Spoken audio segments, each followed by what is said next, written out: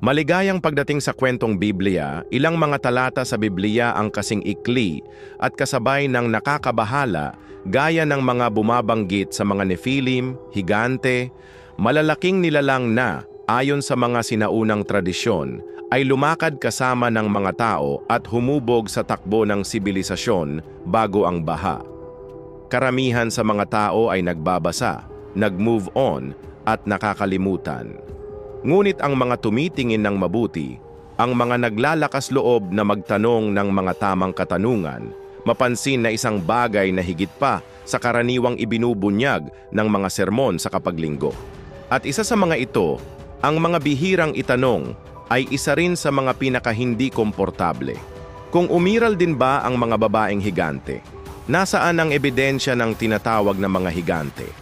Bakit hindi natin marinig ang tungkol sa kanila sa opisyal na mga salaysay o kahit sa pinakamatapang na mga haka-haka ng maginoo na arkeolohiya? Sa episode na ito, gagawin mo magabayan sa mga nakalimutang landas, mga ipinagbabawal na teksto at hindi pinapansin na ebidensya upang matuklasan kung talagang umiral ang napakalaking kababaihang ito. At kung gagawin nila, ganap nilang mababago ang ating pangunawa sa papel ng mga entidad na ito sa mga unang araw ng tao na sibilisasyon bago ang baha. Ito ay isa sa mga pinakapinagtatalunan at espekulasyon na mga paksa sa mundo ng mga talakayan sa Biblia at kasaysayan na kinasasangkutan ng malaking bilang ng mga mausisa na individual at eskolar. Ang figura ng sinaunang Nephilim ay pumukaw ng labis na pagkahumaling gaya ng kalituhan, at marami ang nagsisikap na mas maunawaan ang konteksto kung saan ang mga ito ay lumitaw, ang mga misteryosong nilalang. Ang alam ay ayon sa mga salaysay sa Biblia. Ang mga Nephilim ay isang lahi ng mga higante na nagmula sa pagkakaisa sa pagitan ng mga anak ng Diyos o mga nahulog na anghel na kilala bilang mga tagamasid at mga babaeng tao. Isang kwento na tahasang binanggit sa Genesis 6 bilang gayon din sa mga sipi ng aklat ni Judas na tumutukoy sa mga nilalang na ito. Ang partikular na puntong ito ay bumubuo ng isang malaking hanay ng mga katanungan at kabilang sa mga ito ay lumitaw ang isang debate na nakabuo ng napakalaking interes sa mga nakaraang dekada. Umiral ba ang mga higante, ang mga babaeng katapat ng mga higanting ito? Mayroon bang mga higanting babae noong unang panahon kasama ng napakalaking lalaking nilalang? Ang tanong na ito ay nagiging mas nauugnay dahil sa karamihan ng mga kaso kapwa sa Biblia at sa iba pang apocryphal na mga teksto, ang figura ng higante ay halos palaging lalaki. At kapag ang mitolohiya ng mga sinaunang tao ay tumutugon sa mga nilalang na may ganitong pambihirang tangkad sa maraming kultura, ang focus ay halos eksklusibong nahuhulog sa mga higanteng lalaki na may kaunti o walang pagbanggit ng mga babaeng figura na may mga katangiang ito. Sa ganitong paraan, ang misteryo at pagdududa tungkol sa pagkakaroon ng ang mga higanteng babae o ay nananatili hanggang sa araw na ito, na nagiging isa sa mga pinakadakilang enigma na nakakabighani sa mga biblikal na eskolar at mahilig sa mga sinaunang mitolohiya. Ang katahimikang ito tungkol sa mga higante sa mga banal na kasulatan at mitolohiya ay isang salik na nagdaragdag ng pagiging komplikado sa pag-unawa sa mga Nephilim. Marami ang nagtataka kung ang kawalan ng pagbanggit na ito ay tunay na nagpapahiwatig na ang mga babaeng figura na ito ay hindi umiiral o kung sa ilang paraan ang mga sinaunang salaysay ay sadyang inalis ang kanilang presensya para sa kultura o simbolikong dahilan. Para sa ilan, ang kawalan ng tahasang mga salaysay ay maaaring magpakita lamang ng isang salaysay na pokus na nakasentro sa panlalaki na may mga higanteng inilarawan bilang mga lalaki bilang bahagi ng isang simboliko at konstruksyon ng mitolohiya. Gayunpaman, para sa iba, ang kawalan na ito ay tumutukoy sa isang bagay na mas malalim at marahil ay isang indikasyon na ang mga higante ay talagang hindi bahagi ng panuntunan. Higit pa sa paglikha ng kalituhan, ang isyung ito ay nag-uudyok din sa mga mambabasa ng banal na kasulatan, mga estudyante ng teolohiya at mga taong naghahangad na maunawaan ang mga misteryong nilalaman ng Biblia. Sa paglipas ng mga siglo, ang mga tanong na ito tungkol sa likas na katangian ng mga Nephilim at ang posibleng pagkakaroon ng kanilang mga babaeng katapat ay nagpasigla ng malawak na hanay ng mga interpretasyon. Ang ilan ay mas konserbatibo, ang iba ay mas mapangahas, ngunit lahat ay naglalayong mag-alok ng isang kapani-paniwalang paliwanag kung ano ang tunay na nangyari sa malayong yugto ng kasaysayan ng tao. Dahil sa pagiging komplikado ng paksang ito, walang tiyak na mga sagot o impormasyon na makapagpapatunay ng pag-iral o hindi pag-iral ng mga higante. Ang umiiral ay mga hypotheses at teorya na batay sa mga sinaunang salaysay at teolohikong mga haka-haka ay nagtatangkang magbigay liwanag sa mga misteryosong nilalang na ito. Ang isa sa mga diskarte na madalas na tinatalakay hinggil sa mga higante ay nauugnay sa konsepto na ang mga higante o Nephilim ay hybrid na nilalang, ang resulta ng isang unyon sa pagitan ng mga tagamasid, mga nahulog na anghel at mga babaeng tao. Sa senaryo na ito, ang mga higante ay theoretically ay isang posibilidad ng pagkakaroon. Ngunit paano sila maiisip at ano ang magiging papel o tungkulin nila sa mitolohiya at kasaysayan ng mga napakalaking nilalang na ito? Ang debate ay nagpapatuloy at upang tuklasin ang mga isyong ito ng mas malalim, ito ay nagkakahalaga ng pagsasaalang-alang sa iba't ibang mga pananaw at interpretasyon na lumitaw sa paligid ng figura ng mga higante. Ang isa sa mga pinakatinatanggap na ideya ay ang mga higante ayon sa ilang mga pagbasa ng mga teksto sa Biblia ay hindi lamang mga tao kundi mga hybrid na nilalang na produkto ng crossbreeding sa pagitan. Iba't ibang uri ng hayop na nagre-resulta sa hindi pangkaraniwang tangkad at pisikal na katangian. Sa loob ng pananaw na ito, ang mga Nephilim ay maituturing na mga nilalang na may pambihirang kahabaan ng buhay, na may habang buhay, na higit pa kaysa sa karaniwang mga tao noong panahong iyon na nasa pagitan ng 500 at 900 taon. Ang isang emblematic na halimbawa nito ay ang figura ni Methuselah na sinasabing nabuhay ng hanggang 969 na taon at si Noah na sinasabing umabot sa 950 taon. Ang mga figura na ang mga pag-iral ay lumabag sa mga limitasyon ng normal na buhay ng tao. Batay sa konsepto ng mahabang buhay, ang mga iskolar na sumusuporta sa ideyang ito ay nangangatuwiran na ang mga higante ay mga nilalang na may mas komplikadong kalikasan, na may biolohikal na konstitusyon na magpapahintulot sa kanila na mabuhay ng mas mahabang panahon. Ito ay magsasabi, ayon sa interpretasyong ito, na ang mga Nephilim ay maaaring mabuhay ng hanggang 3 beses ang haba ng buhay ng karaniwang mga tao noong panahong iyon. Gayunpaman, ang mahabang buhay na ito ay maaaring dumating sa isang presyo na ang mga nilalang ay nagiging unti-unting mas baog sa paglipas ng panahon. Dahil dito, hindi na sila makakapag-anak na nagre-resulta sa kawalan ng kasunod na henerasyon para sa mga napakalaking nilalang na ito. Kaya, ang mga Nephilim ay maituturing na mga hybrid na walang kakayahang magparami. At kung titingnan ng ganito, lumilitaw ang isang linya ng pangangatwiran na nagmumungkahi na ang pagiging baog. Ang mga higanteng ito ay hindi makakabuo ng mga inapo dahil wala silang kakayahang magparami sa kanilang sarili. Sa sitwasyong ito, ang ideya ng mga higante ay mawawalan ng kahulugan dahil ang pagpaparami sa pagitan ng mga higanteng lalaki ay magiging imposible, na ginagawang hindi kailangan ang mga babaeng higante para sa pagpapatuloy ng mga species o ang lahi ng Nephilim. Ito ay kung saan ang isa sa mga pinakamalaking pag-iiba sa paksa. Kung ang mga higante ay talagang hybrids at baog, ang pagkakaroon ba ng mga giantes ay isang biological impossibility o isang pagsasalaysay lamang sa loob ng mga sinaunang kwento?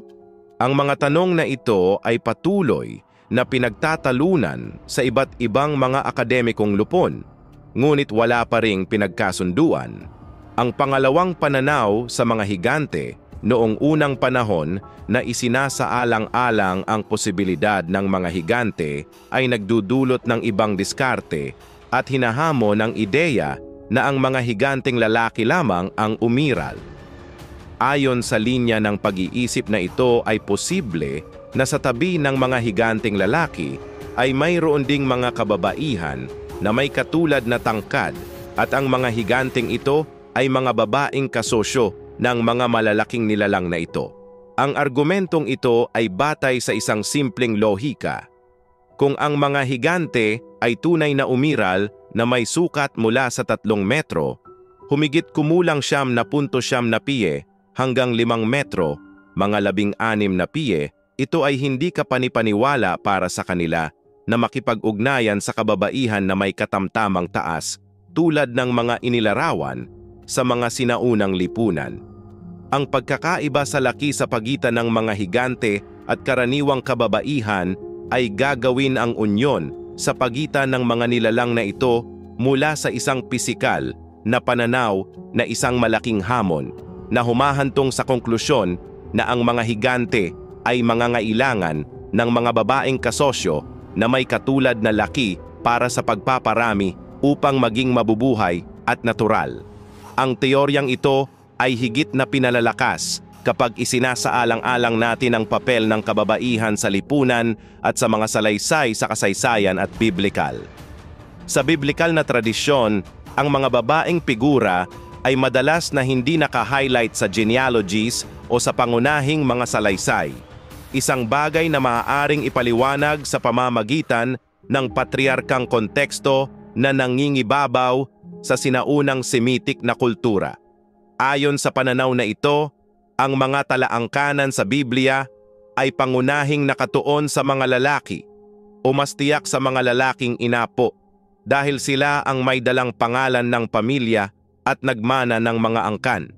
Sa kontekstong ito, ang mga babae, bagamat may mahalagang papel sila sa lipunan, ay madalas na isinasantabi o kapag binanggit, ang kanilang presensya ay itinuturing na pangalawa. Ang pagbibigay diin sa mga tauhan ng lalaki ay hindi limitado sa mga talaangkanan, ngunit makikita rin sa kasaysayan at mitolohiya. Ang mga salaysay na madalas na binibigyang diin ang mga tagumpay at mga nagawa ng mga lalaki habang ang mga babae, bagamat mahalaga, ay inilipat sa gilid ng mga magagandang kwento. Kaya kapag binibigyang kahulugan ang mga talata sa Biblia na nagsasalita ng mga higante, maraming iskolar ang naniniwala na ang kawalan ng mga pagtukoy sa mga higante ay maaaring maiugnay mismo sa istrukturang ito ng patriarkal na makikita rin sa mga banal na kasulatan. Sa makatuwid, ang kakulangan ng tahasang pagbanggit ng mga babaeng kasosyo ng mga higante ay hindi isang indikasyon na hindi sila umiiral, ngunit isang limitasyon ng mga sinaunang salaysay na prioridad na aspeto ng lalaki. Ayon sa pananaw na ito, ang ideya na ang mga higante ay may mga babaeng kasosyo ay makikita hindi lamang bilang isang biolohikal at lohikal na posibilidad, kundi pati na rin bilang isang kakulangan ng pansin sa mga detalye na itinuturing na pangalawa sa isang konteksto kung saan ang mga babaeng figura ay bihirang makatanggap ng parehong diin tulad ng mga lalaki sa mga genealogies at sagradong mga kwento. Higit pa rito, sa pamamagitan ng pagsasaalang-alang na maaaring umiral ang mga higante, ang teoryang ito ay nagbibigay ng mas kumpletong paliwanag sa proseso ng henerasyon at pagpapatuloy ng lahing Nephilim, na nagmumungkahi na ang dambuhalang lalaking nilalang ay hindi resulta ng isang nakahiwalay na unyon, ngunit sa halip ay isang reproductive system na kinasasangkutan ng mga lalaki at babae na mga figura na ang mga angkan ay pantay na mahalaga, kahit na wala sa mga salaysay. Upang suportahan ang teoryang ito, ang ilang mga scholar at mahilig sa mga sinaunang nilalang na may dakilang tangkad ay madalas na inilalarawan na sinamahan ng pantay na kahangahangang mga figura ng babae. Sa mitolohiyang Griego, halimbawa, ang mga higanteng kilala bilang mga Titan ay kadalasang may makapangyarihang mga kasosyo at asawa. At sa Nordic at iba pang mga tradisyon, ang pagkakaroon ng mga kababaihan na may mga pambihirang katangian ay hindi karaniwan. Ang mga paghahambing sa kultura na ito ay nagmumungkahi na ang pagkakaroon ng mga higanteng ay hindi rin magtatampok sa kasaysayan ng mga pagkakatulad sa mga mitolohiya mula sa ibang mga kultura kung saan ang mga higante ay isang hiwalay na ideya, ngunit sa halip ay isang mahalagang bahagi ng isang pandaigdigang kolektibong imahinasyon na kinabibilangan ng mga lalaki at babae na mga figura sa mga alamat ng mga hindi pangkaraniwang nilalang. Ang ideya na ang mga higante ay sadyang inalis mula sa mga banal na kasulatan at biblikal na mga salaysay ay maaaring sa makatuwid ay nakikita bilang bunga ng istruktura ng kapangyarihan at pokus sa pagsasalaysay ng panahon na nakasentro sa mga lalaki at mga lahi ng lalaki. Sa ganitong senaryo, mga babae, kabilang ang mga higante ay titingnan bilang pangalawang mga numero, hindi sapat na mahalaga upang maitala na may pareho antas ng detalye bilang mga lalaki. Ang pananaw na ito ay maaari ding bigyang kahulugan bilang isang pagtatangka upang mapanatili ang patriarkal na pangingibabaw ng mga angkan, kung saan ang pinagmulan at ang pangalan ng pamilya ay ipinasa mula sa ama hanggang sa anak, at babae na figura ay higit sa lahat itinapon sa anino ng istrukturang ito. Sa huli, ang teoryang ito ay nag-aalok ng paliwanag para sa kawalan ng mga talaan tungkol sa mga higante at nagpapatibay sa ideya na bagaman hindi sila tahasang binanggit, hindi ito nangangahulugan na ang kanilang pag-iral ay tinanggihan o na hindi sila gumanap ng aktibong papel sa kasaysayan ng mga higante. Para sa mga tagapagtaguyod ng pananaw na ito, ang mga higante ay talagang magiging mahalagang katuwang sa pagpapatuloy ng lahing Nephilim at ang kanilang pagkukulang sa mga kasulatan. Mas sumasalamin sa isang kultural at pagsasalaysay na pagpili kaysa patunay na hindi sila umiiral. Ang ikatlong pananaw sa mga higante noong unang panahon ay nagmumungkahi na ang mga nilalang na ito ay payat. Isang konsepto na umaayon sa unang pananaw na tinalakay, ngunit may mga karagdagang nuances na nararapat sa mas malalim na pagsusuri. Ayon sa teoryang ito, ang mga higante, tulad ng iba pang mga nilalang ng hybrid lineage, ay maaaring nabuhay ng napakahabang buhay, posibleng hanggang 3 beses ang pag-asa sa buhay ng isang karaniwang tao noong panahong iyon. Gaya ng nabanggit kanina, sa ilang panahon ng Biblia, ang mga tao ay may kahanga-hanga mahabang buhay na may mga figurang tulad ni Methuselah, Noah at Adan na nabubuhay ng higit sa 900 taon. Mula sa pananaw na ito, ang mga higante, mga inapo ng fallen angels at babaeng tao ay maaaring mas matagal pa habang tumatagal dahil sa kanilang hybrid na kalikasan at koneksyon sa mga celestial na entidad. Ang pangunahing argumento ng pananaw na ito ay nasa gayong mahabang buhay, hindi gagawin ng mga higante kinakailangang-kailangan ng mga inapo upang magpatuloy na umiiral o upang ipagpatuloy ang kanilang angkan. Ito ay maaaring ipaliwanag ang kawalan ng pagbanggit ng mga higante o babaeng kasosyo ng mga higante bilang hindi katulad ng karaniwang mga tao, hindi na kailangan ng mga nilalang na ito magparami upang mabuhay ng mahabang panahon o upang matiyak ang kanilang pag-iral pagkatapos potensyal na pagkatalo o kahit kamatayan. Sa kontekstong ito, ang mga higante ay makikita bilang immortal o exceptionally long-lived na nilalang na kahit na walang pagbuo ang mga direktang inapo ay maaaring patuloy na manirahan sa mundo para sa libu-libong mga taon. Higit pa rito, mahalagang tandaan na ang mga higante ay lilitaw muli sa mga banal na kasulatan pagkatapos ng baha, na nagbangon ng mga interesanteng tanong tungkol sa kanilang pinagmulan at pagpapatuloy. Ang ilang mga iskolar ay binibigyang kahulugan ang muling paglitaw ng mga higante bilang isang misteryosong kababalaghan na ibinigay na pagkatapos ng baha, ang tubig ay dapat na sirain ang lahat ng sangkatauhan maliban kay Noah at sa kanyang pamilya. Ang pinakakaraniwang hypothesis sa mga sumusuporta sa teoryang ito ay ang mga nahulog na anghel na kilala bilang mga tagamasid ay bumalik sa lupa pagkatapos ng baha upang makipag-ugnayan muli sa mga babaeng tao na bumubuo ng bagong henerasyon ng mga higante. Ang posibilidad na ito ng isang segundo lahi ng Nephilim ay sinusuportahan ng ilan mga interpretasyon ng mga banal na kasulatan na iminumungkahi na sa kabila ng banal na kaparusahan. Ipinagpatuloy ng mga nahulog na anghel ang kanilang pakikipag-ugnayan sa sangkatauhan pagkatapos ng kaganapang baha. Gayunpaman, kahit na ito bumalik, ang mga higante ay unti-unting humina pagkatapos ng baha. Bagamat marami sa kanila ay makapangyarihan pa rin at kinatatakutan, naging ang kanilang presensya sa mundo lalong bihira, lalo na't tumitindi ang mga labanan at digmaan laban sa kanila. Ang isang kapansin-pansing halimbawa nito ay matatagpuan sa Genesis 14 na nagsasalaysay ng sinaunang digmaan sa pagitan ng ilang hari at 3 lahi ng mga higante.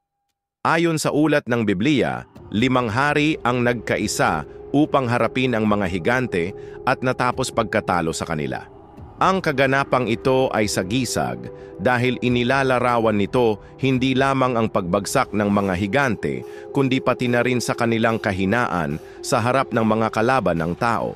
Ang unti-unting pagbaba ng mga higante sa paglipas ng panahon ay makikita rin sa iba pang mga salaysay sa Biblia tulad ng sikat na kwento ni David at Goliath, na bagaman isa sa mga pinakakilalang halimbawa ng labanan sa pagitan ng isang tao at isang higante, ay sumasalamin sa isang mas malawak na kalakaran ng mga higanteng natatalo sa mga labanan laban sa mga hukbo ng tao. Ang kwento ni Goliath, isa sa mga pagkilala tungkol sa pagkakaroon ng mga higante sa mga banal na kasulatan, ay partikular na kawili-wili. Si Goliath, na inilarawan bilang isang higanteng higit sa 3 metro ang taas, ay kumakatawan sa huling magandang halimbawa ng isang higanteng mandirigma sa paghaharap sa mga Israelita. Ang kanyang pagkatalo sa kamay ni David ay hindi lamang isang personal na tagumpay para sa batang pastol, ngunit sumisimbolo sa pangwakas pagkatalo ng isang lahi na kahit makapangyarihan ay unti-unting inalis mula sa kasaysayan sa pamamagitan ng sunod-sunod na paghaharap.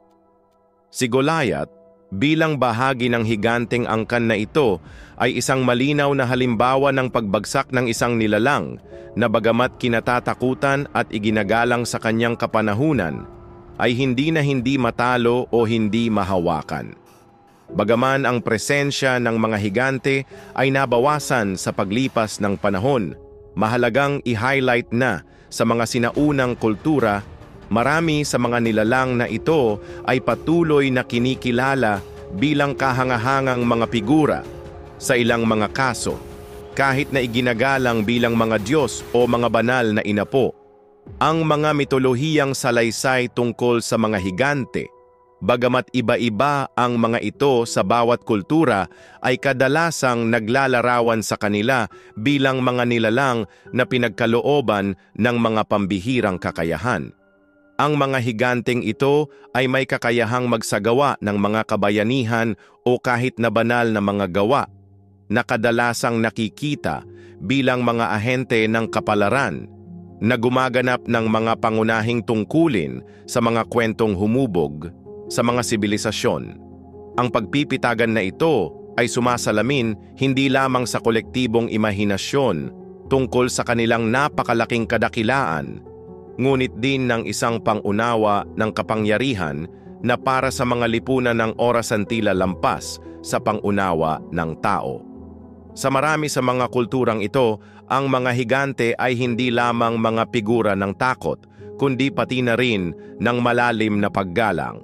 Ang pakikipag-ugnayan sa pagitan ng mga tao at mga higante kapag inilalarawan ay kadalasang nababalot ng isang kapaligiran ng magalang na pagkamangha na parang ang mga nilalang na ito ay naninirahan sa isang kaharian na lampas sa karaniwang pangunawa. Sa mga alamat ng Greek, halimbawa, ang Titanomachy, isang serye ng mga labanan sa pagitan ng mga Diyos at mga Titan, ay nagpapakita ng pakikibaka ng mga Diyos isang banal na henerasyon laban sa kanilang mga higanteng nauna na nagbibigay ng isang malinaw na halimbawa ng ugnayan ng tao at ng supernatural. Sa tradisyon ng Biblia, tulad ng sa mga talatang naglalarawan sa mga higante bilang mga anak ng Diyos at mga anak na babae ng mga tao, ang koneksyon sa pagitan ng mga tao at mga pambihirang nilalang ay puno ng kalabuan, pinaghalong kapangyarihan, panganib at transendensiya.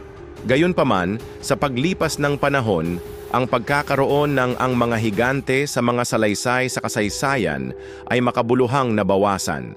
Gayunpaman, ang kanilang pagkalipol ay hindi nangyari ng biglaan, ngunit unti-unti na sumasalamin sa paghina ng isang panahon kung saan ang mga nilalang na ito ay tila nangingibabaw sa kolektibong imahinasyon. Ang sunod-sunod na pagkatalo ng mga higante at ang paghina ng mga angkan na, ayon sa ilang mga tradisyon, ay binubuo ng mga kahanga-hangang nilalang na ito ay nagmarka ng pagtatapos ng isang ikot.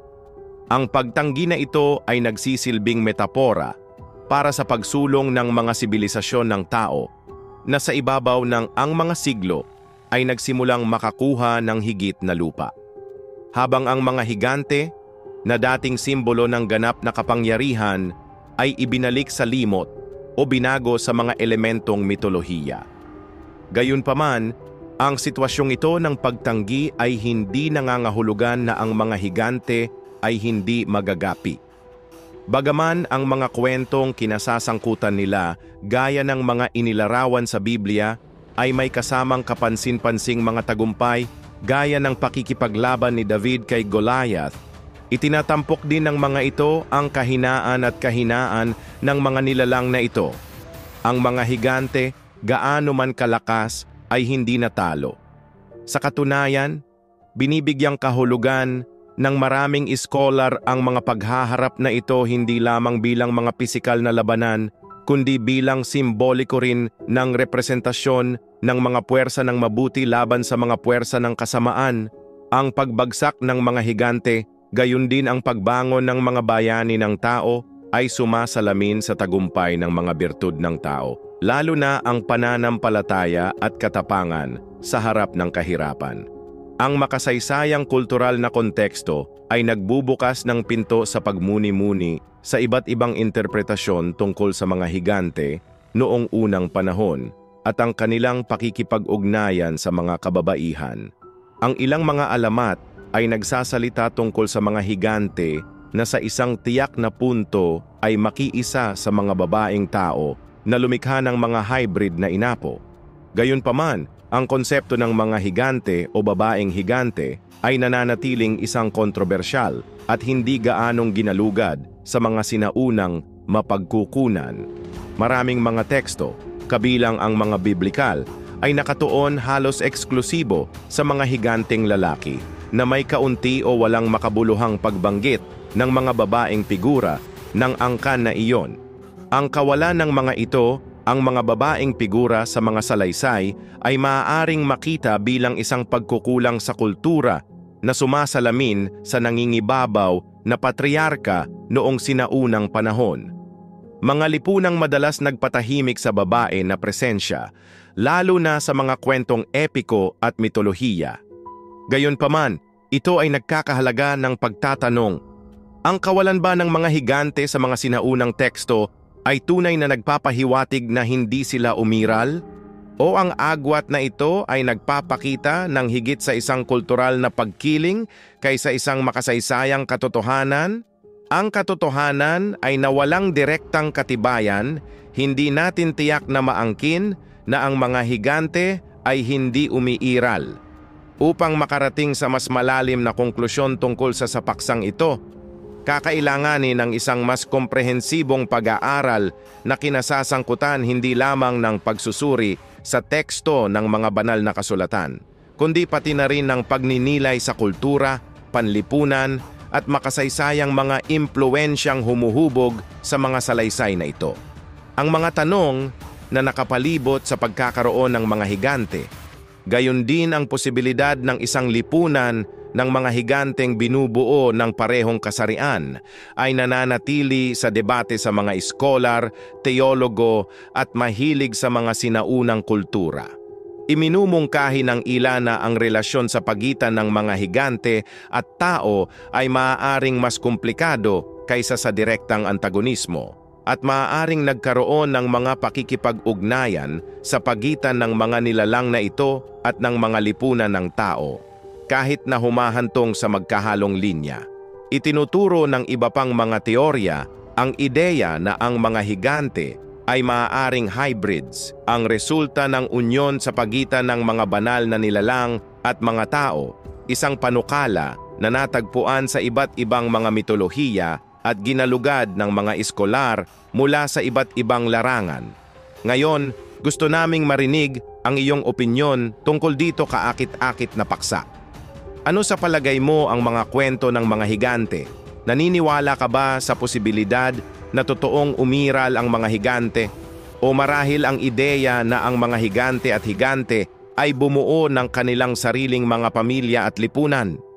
O marahil ay sinusuportahan mo ang teorya na ang mga higante ay hybrids, isang halo ng mga Diyos at mga tao?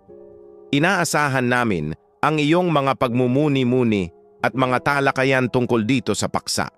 Huwag mag-atubiling ibahagi ang iyong mga saloobin sa mga komento sa ibaba. Kung ang paglalakbay na ito sa pamamagitan ng mga misteryo ng mga higante tulad ng ipinahayag sa banal na kasulatan at mga sinaunang tradisyong mitolohiya ay nakapagpatibay at pinayaman ang iyong pangunawa, inaanyayahan kita upang ipahayag ang iyong suporta sa pamamagitan ng pag-like at pagbabahagi ng nilalamang ito. Sa ganitong paraan, mas maraming tao ang maaabot ng malalim na ito pagninilay sa mga tema na tumatagos sa pananampalataya at sagradong kasaysayan. Salamat sa iyo para sa sumasali sa amin sa ngayon. At magkikita-kita na tayo muli sa susunod na video.